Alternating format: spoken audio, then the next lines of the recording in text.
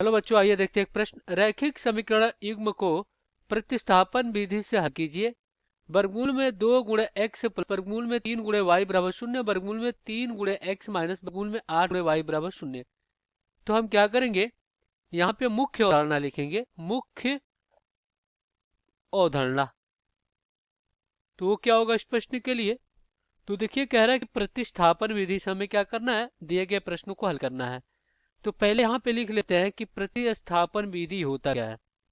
प्रतिस्थापन विधि ये क्या होता है? हम क्या करते हैं, एक चर से एक चर राशि का मान निकालकर यहाँ पे लिखेंगे एक समीकरण से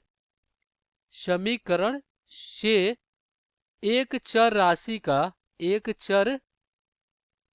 राशि का मान निकालकर दूसरे समीकरण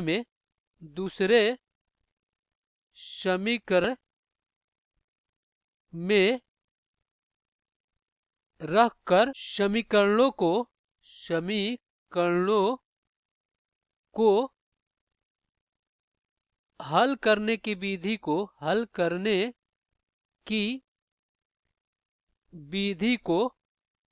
क्या कहते हैं? प्रतिस्थापन विधि कहते हैं। प्रतिस्थापन विधि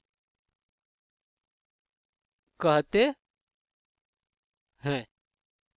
तो यहाँ पे अगर हम क्या करें, दो रैखिक समीकरण लिखे तो ये क्या होता है, a1x प्लस b1y बराबर c1 और a2x प्लस b2y बराबर c2। यह हमारा एक रैखिक समीकरण का रूप है। तो अब हम क्या करेंगे, दिए गए प्रश्नों को हल करेंगे। तो चलिए, यहाँ पे अपने पास जो दोनों समीकरण दिए गए उसको लिख लेते हैं। ये क्या आपका वर्गमूल में 2x प्लस वर्गमूल में 3y बराबर 0 और यहाँ पे क्या है, वर्गमूल में 3x माइनस वर्गमूल में 8y बराबर 0। इसको समीकरण 1 बना लेते हैं और इसको समीकरण 2 बना लेते हैं। अब हम क्या करेंगे, इसको हल करेंगे। अब यहाँ पे लिखेंगे समीकरण 1 से। समीकरण 1 क्या है, वर्गमूल में 2 गुणे x प्लस वर्गमूल में 3 गुणे y। तो वर्गमूल में 2 गुणे x प्लस वर्गमूल में 3 गुणे y बराबर 0। तो यहाँ से क्या हो जाएगा, ये जगह वर्गमूल में 2 गुणे x बराबर माइनस वर्गमूल में 3 गुणे y। तो यहाँ से x बार क्या हो जाएगा, माइनस वर्गमूल में 3 बटा वर्गमूल में 2 और फिर यहाँ पे गुणे में क्या हो जाएगा, y हो जाएगा। इसको हम क्या करेंगे, समीकरण 2 में रखेंगे। समीकरण 2 में रखने पर समीकरण 2 क्या है आपका, वर्गमूल में 3x माइनस वर्गमूल में 8y, वर्गमूल में 3x माइनस वर्गमूल में 8y बराबर 0। तो यहाँ पे x रखते हैं तो क्या हो जाएगा, वर्गमूल में 3 और गुणे में क्या हो जाएगा, वर्गमूल में 3 और बटा में वर्गमूल में 2 और फिर यहाँ पे क्या हो जाएगा, गुणे में y माइनस वर्गमूल में 8y बराबर 0।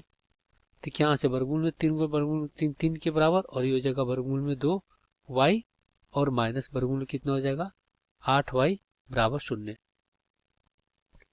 ये हो गया। अब हम क्या करेंगे, यहाँ पे वर्गमूल में 2 का लघुत्तम ले लेंगे। जब वर्गमूल में 2 का लघुत्तम लेंगे तो ये क्या हो जाएगा, ये हो जाएगा 3y और माइनस वर्गमूल में 8 को हम क्या लिख सकते हैं, 2 का वर्ग और गुणे में 2 और फिर क्या हो जाएगा, वर्गमूल में 2 गुणे y और ये क्या हो जाएगा, वर्गमूल में 2 शून्य में चला जाएगा। तो यहाँ से आपका 3y माइनस यहाँ पे 2 बाहर आ जाएगा तो 2 वर्गमूल में कितना 2 और गुणे में वर्गमूल में 2 गुणे y बराबर 0।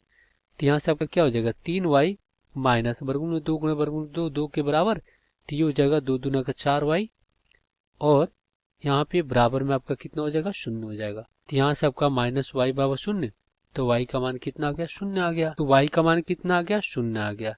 अब हम क्या करेंगे, इस y का मान को यहाँ रख देते हैं, यहाँ पे रख देते हैं। तो x पावर कितना है, ये x बराबर माइनस वर्गमूल में 3 बटा वर्गमूल में 2 गुणे y।